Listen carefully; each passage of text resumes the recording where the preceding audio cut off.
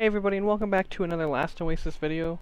And I've been thinking about what the next video I wanted to do, and I want to go into a deeper, more in-depth guide on what all the walkers are and what people are using them for, and like ideas that can help you. It's like the common trends with a lot of these walkers.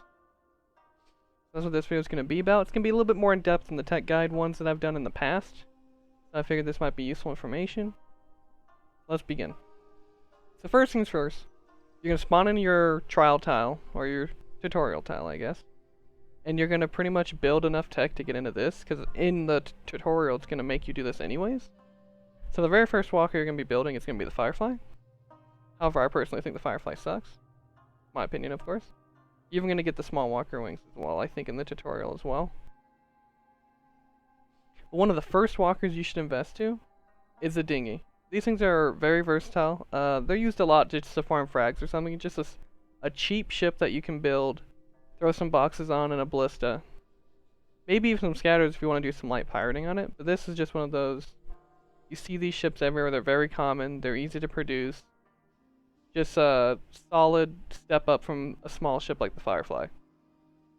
Actually, quite a significant step up from the Firefly in my opinion. After that, you've got the Walker Climber. This is going to be a must. You're going to want to be getting this. What the Walker Climber does is when you grapple to it, it's going to pull you onto the deck of the ship, depending on if you oriented it right. Sometimes what can happen is you put it on and you're like, oh, I'm getting stuck on something. Because like when you jump off the Walker Climber, you come off at a certain angle. So that's something to keep in mind as well. Very useful. Also very useful for using to clip into other Walker Climbers to kind of seal off the levers. We'll talk more about that in the future. You're going to need these obviously just to get into more complex walkers, so that's going to be a must. Steering levers used for more complex walkers. Walking packing compartment. This is pretty much going to be something that you attach to the side of a hull of one of your walkers, and it will allow you to carry a smaller walker.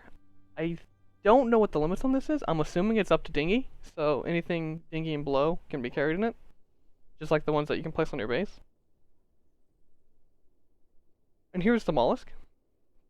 What's interesting about the mollusk is while it does have limited deck space, it has an interior cabin that you can place your levers, some of your crafting stations, a few chests. And there's actually quite a few places on the mollusk that you can clip stuff into. However, while it does provide some protection, it's not a lot, and fairly sure at 25% they can just kick in the door in the back of the mollusk. That's something to be aware of. It's definitely not my go-to for like a base or anything like that. It's just something that's kind of there. I used to really like this ship when I first started playing, but as time has gone on, I've fallen out of love with this ship. So I see these off and on for like just something where you want to be kind of crafting while on the move, but nothing too crazy, obviously. Just some lower level or even just base crafting stations. So you can just be producing while on the move and kind of keeping it one level safe so they can't just rappel onto it and start beating in your crafting stations. That's about it though. Now the toboggan you're going to see quite often because it's fantastic for multiple things. So it's really good at holding a ton of cargo, as well as you can easily seal off the levers in the toboggan by doing, what is it, the ballistas of some sort. Let me try to track those down so you can actually see exactly what I'm talking about. It's these right here, the remote ballistas. You can actually use a bunch of these and like a few other things, like so stuff that you can man will actually let you clip through these. So you can build a wall of remote ballistas. Or like a scatter shot or ballista behind it. You hit man on that and it'll just push you right through it. Then you can get off of that and get on your levers or do something even a little bit more, like another layer of some sort, depending on what you want to do. So that's what's really good with toboggans. You can seal it off well. They're great for farming as well as holding a lot of cargo. So you'll see these quite often. That's pretty much what we use ours for, and it fits the role well. Like, it's definitely worth it. So you'll see these quite often. I definitely rate it as one of the more useful ships in the list. And then up here you got your gun pods, and you can get different shells for them, so they're more protected and defendable. As well as the Cobra Walker is pretty much a stationary thing that you set out. Now it can move, but it's like a mobile turret that just kind of walks forward. If you put like torque in it, it'll just start walking. It's pretty deadly. I mean, if you've been around any of the bigger stations or bases of clans, you'll probably see one or two of these on like a tile, and you'll just see it let off some rounds. Because the bomb bolts are pretty scary if they hit your ship. They do significant damage. So they're definitely a good deterrent for bigger clans, or even smaller clans if you're throwing these out. Just a really nice stationary turret, pretty much. That's in walker form. That can move forward, but I've never seen one use it like that. Anyone use it like that? Your Tusker is going to be your bigger toboggan. I can tell you this, I've never seen anybody use this. While it does hold more, it's also really hard to maneuver and just gets stuck on quite literally everything from what I hear. So I've never seen one. Maybe in the future we'll build one. I probably don't think so, to be honest. So the maybe is going to be no, more than likely. Your Dominus is going to be a step up from the Mollusk. However, it's quite a bit bigger, also more mat intensive, but it's slow and it's not going to be easy to handle, like at all. The only time I've really seen any Dominuses is if they're parked in a big clan area, or if they're being legged. I mean, that's just unfortunately the truth. You'll see these quite often be legged. I don't know if the doors are a quarter and you can kick in the door too, like the Mollusk, but they do have doors and stuff that they can knock into and get inside. Pretty good at transporting people at first, but if this thing gets legged, it's kind of dead in the water in my opinion. Now you can put a significant amount of weapons on the top of a Dominus, and I hear some people are using them for that, for bigger clans and stuff. I haven't seen one that's been used against us, but at smaller groups, so probably not needed to. The Proxy Walker is going to be used to claim your tile, or try to claim a tile. So how it works is you bring in the proxy, you drop it down. If there's multiple proxies, you have to clear out their proxies and keep yours alive. Whoever has the last proxy on it takes a tile. What you really see commonly with these is you just pop the legs off and build a structure over them. Now recently they fixed it where you couldn't put a roof on it, but as of the giant wall update, the clan people who own the tile who can build the really big walls can now reseal the Proxy Walker. So they're probably more than likely just going to pop the legs off and build structures around it, and then build the big walls and then a roof over it. So you won't see these very often because, like I said, they're encased most of the time. The Panda is actually going to be your walker that can carry other walkers. So I can carry up to 5 walkers of any size, as well as you can actually put these on the Panda as well, so you can carry quite a few ships on this thing. Pretty solid ship. It's great for like if you're running out of hearted ships, you could just build a Panda and put all the ships that you heart inside the Panda and heart the Panda, and you have more room. So that's definitely something we're going to be wanting to get into in the future. That's really going to be nice for extra walkers. Through all the various upgrades as well. We'll go over this probably one of the last things once we've gone through a lot of these walkers. The Stiletto is in my top 3 favorite ships. It's fantastic, it's agile, it's great for like 5 to 6 people to run it. It's really just a great ship to run in a lot of scenarios. It's a great battleship. As well as if you're a smaller group, you just want something to throw some, with a bit more deck space, you can throw some stations on it and drive that around. I really like Stiletto, I'm definitely biased. One of my favorite ships in the game. Ton of upgrades for it, like most of these walkers. Now, onto the Hornet. Personally, I'm not a big fan of the Hornet. I think the design of it's cool, but I've never seen a Hornet do amazingly well. I feel like there's ships that just do a lot of the jobs better. But even in the description, it says it's designed to fight the worm, which isn't even out yet. Maybe this ship will really start seeing some usefulness once that kind of comes out. It says it has a high top speed and can outrun giant beasts. But overall, I don't know. I just think this ship, it isn't my favorite, that's for sure. I've seen one, it didn't last long. It got taken pretty easily. Because of the front of it hangs kind of pretty low. So it's an easier spot for someone to jump up and get on. But yeah, Hornet's not my favorite. It's definitely something you're going to want to pick up to get to the Falco, however. Falco, I'm seeing a lot of these. They're very useful. They're fast. You can put a lot of pods underneath them and stuff. Not the most, not a lot of deck space, I guess, overall. But I feel like someone who's efficient can put a significant amount of firepower on these with ease. Now, is it going to be anything too crazy? I honestly don't know. I don't own a Falco personally, but I have seen these used a lot, and I'm seeing them a lot as battle vessels. They're really good when they get up to speed. They can move pretty well, fast, is what I should say. and then we go to the Buffalo. We do have a Buffalo, but ours is currently crafting. However, I really like the look of this ship. The deck design is pretty solid in my opinion as well. While we're getting the ships that are quite a bit more expensive, I do believe if you have the right group size, the Buffalo's going to be a fantastic addition to your fleet. It's definitely something you want to look into. I'm seeing these off and on. I've seen some that are battleships. But like I said, to really run a Buffalo well, you're either closing off a lot of the deck by like filling in with ballistas and stuff to make it harder for people to get in on off, or you're running a lot of people on them. So that's really a lot of the stuff we're seeing right now with the Buffaloes, which I'm a fan of. Overall, it's one of my more favorite ships for sure. The Titan, I'm gonna be real honest, is a big old meme. I've never seen one. I've talked to many people, and they say the only Titan Walker they've ever seen is one that's been zeroed. They're slow. Yeah, they have it's a big ship and a ton of space on it, but you'll need a huge amount of people to run this, and they're not fast or anything, so someone with a lot of agility and movement, it's just going to outmaneuver you and take your leg, is the reality of it. You'll see these legged quite often, probably, as well as just probably outright zeroed.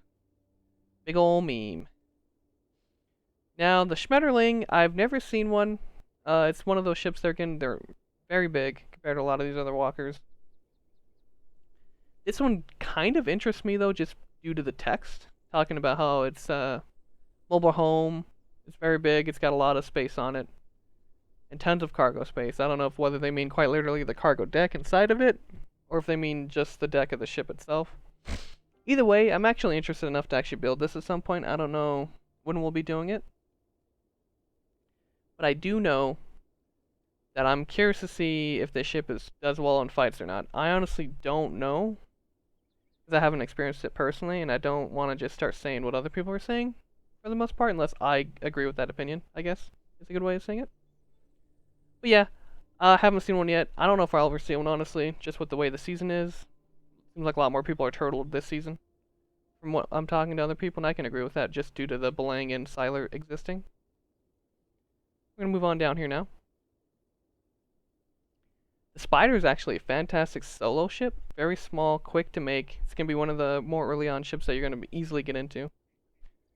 I actually like the Spider for a solo one-man group or even a two-man group, because you can run the Spider with Ballista, which is a variant. You have to use more fragments to get it.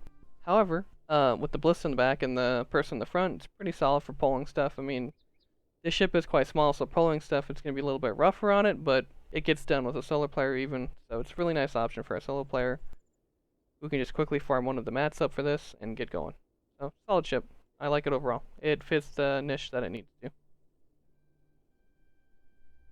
We're now in the tool pod. Honestly, haven't used any saw blades, as you can tell. That's really what this would be for. The reason we went into this is to actually get into the camel up to get into lava. Now, lava is pretty important. I actually enjoy the camel up. There's some things I would like to see a little bit different. Personally, I think the legs being damaged over time by lava is kind of odd overall. Just because if you're doing a really big run, you're burning through a ton of hammers unless you have really good quality ones. But even then, you're going to burn through a lot of hammers repairing said quality hammer. However, I think the ship's cool. I don't know what I would do with it. Maybe buff it in some various aspects, like pumping faster or something. Is it required? Maybe not. Maybe they just need to do some rebalancing the lava itself. That might be probably better, in my opinion.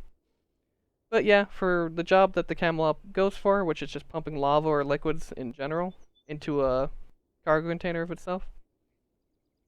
So I'll actually show you here. So the water storage counts as lava as well. So if you get up to bone, you can hold up to 8,000. Not bad. The other thing with this ship is it is only torque ran. So that is another thing you have to be careful of. There's no wings or anything like that. So it's just going to be burning through torque, as well as it burns through torque while pumping. Down here is the Hercule. The Hercule is a ship that I've never seen anyone use, but I've heard a few people using. So what it basically does is it's actually going to sit in the lava pool as well. But unlike the Camelop that pumps the lava, it's actually going to use the heat of the lava to generate torque with the water. So we'll even read a little bit of the flavor text here. It's capable of producing mass quantities of torque by heating up water with lava. The Hercule Walker is essential to live any nomad requiring large amounts of power, or will generate torque over time while holding this water container above lava lake. That's kind of the design of it. I'm assuming the legs also get damaged over time by the lava. Would make sense. And I wonder if it's even at a faster rate or if legs from the Hercule Camelop are not resistant to lava. If they aren't, I wish they were in some ways just to slow down the ticks on them. It'd be more interesting. But it appears this ship is got wings on it, so whether it runs on torque or not, I honestly don't know. I've never used the Hercule. But that is the design behind it. Down here is the Belang, one of the most important ships for anybody and everybody. I believe everybody should have either a Belang or Siler. You'd be crazy not to right now with the way everything's designed. You literally can put a stone base on this thing and pack and move it around. You don't know, stone is pretty hard to get into because I believe you have to use Hellfire. If I'm wrong, feel free to yell at me in the comments. But that's all you see right now. It's just Belangs and Silers because stone's just so good. So the Siler's the big brother to the Belang. The Siler, believe it or not, has no wings. It is ran on torque. It is significantly bigger, however, because it can pack and move quite a bit larger of a base than the Belang. So off the top of my head, I could be wrong. I believe this holds 70 building blocks, so like foundations, walls, roofs, all that stuff counts as a building block. Well, this one can hold 250. So that is quite a big jump, but it is only running off torque. So that's something to keep in mind. And I believe overall that comes... Now we got to explain the components. So, we'll just pick the toboggan since I have quite a bit of it unlocked. Stealth leg upgrades, you're going to have to pop before you could either have a choice of just running the base legs until you get enough mats to get these ones, or unlocking the thing, because it's all going to cost tabs at this point. Or while you're building the toboggan, just pop off when you get to the point where it shows the legs and the wings. You could remove the leg blueprint and then put these ones on instead. So all these are going to do is just have a stronger health point for the legs. So there is no armor type changed here. It's just going to add more HP to the legs to make it where they take longer to leg or something like that. The reinforces one step up, and then heavies the higher step up from that. And then these are also going to be the upgrades that increase how much you can hold gear slot wise, cargo slots, your power, your walker HP, your torque storage, your water storage, if I don't know if I said that one already. Also cargo hold as well. As you're going through these, it's going to cost more as well as higher tier materials. So the last one's going to be taking a lot of Rupu, Redwood, Nomad, Iron, which Iron is significantly harder to get depending on who you are or what group you're in. As well as that you can see in its mobility T4, it's going to be taking Reinforced as well, which is another thing that requires Iron. On top of the Iron ingots. So the Iron upgrades are very expensive, to say the least. But obviously you're getting a significant increase in what it does. You're jumping from 5 more gear slots. But water storage is almost doubling. No, it is doubling. Yeah, it's over double. So you go from like a ceramic upgrade to 320 to like a 700. I mean, huge upgrade increase. But you're also investing quite a bit of iron into these mats. Now with wings, depending on the wing you're going with is what it's going to do. So like the heavier wings are going to be tankier, but you're going to have less power compared to like a small. If you notice, like this is 100 power, this is 125, it's smaller. Obviously its health is smaller as well, but the wings quite literally are smaller, so smaller hitbox overall as well. You jump to medium, they're bigger, easier to hit, but you get more wing power. You jump to large, they're again more wing power. But if you notice with a lot of these wing upgrades, the HP on them is kind of odd. So you notice 220 for small, then you jump to medium, it's 2700. You jump to large and they're less. So I don't know what that is about. You don't ever really see large in wings anyways, to be honest. Let me just... Like, I never see anyone really running larges. You'll see mediums quite often, smalls as well. I never see anybody running these either. Especially rugged, just due to the fact that it's 50 reinforced. That's very expensive. And you're losing at this point wing power. You're not even going to have 100%. You're going to be down 8%. So that's going to make the ship even slower than it would be normally. But here, you'll see the skirmishers, the skirmish wings as well as the raider wings quite often. The reason why, because it's interesting. It's kind of the best of both worlds, really. So like these wings are going to be pushing out 140. They're 3,800 HP. So what would you even be able to get? You'd have to go with this, which is 140 as well. But the wings are still less health. You know what I mean? So like these are a really solid choice. Now, depending on the walker that you're putting these on is going to dictate what mats it takes. So the toboggan says it takes reinforced plank, which is extremely expensive, which is why on most boggans you'll see mediums, to be honest. It's cheap to make, solid health pool, good enough, you know what I mean? But if you go down to the stiletto, you'll notice that these wings do not take reinforced, which means you'll see a lot of stilettos running these as well as the raider wings. Because here again, redwood's pretty easy to obtain overall if you're at that point, but no metal in these at all, so you're getting 130 wing, power, 2900 health, which is just inherently better than the skirmish wings, and they're not horrible to make either. So that is another thing that you're going to be noticing, depending on the walker and what it takes to make said upgrade to the walker, is why you'll see what it is on the ship. But I think I've explained these. If this didn't make sense to you, feel free to sound off in the comments. I can try to re-explain it, or maybe come at it from a different perspective or something. But I appreciate everyone coming out and checking out the video. Thank you so much for everything you guys have done watching the channels lately. You guys have been giving me a lot of support. I appreciate it. Thank you to all the subs. I hope you guys have a good rest of your day, and thank you again.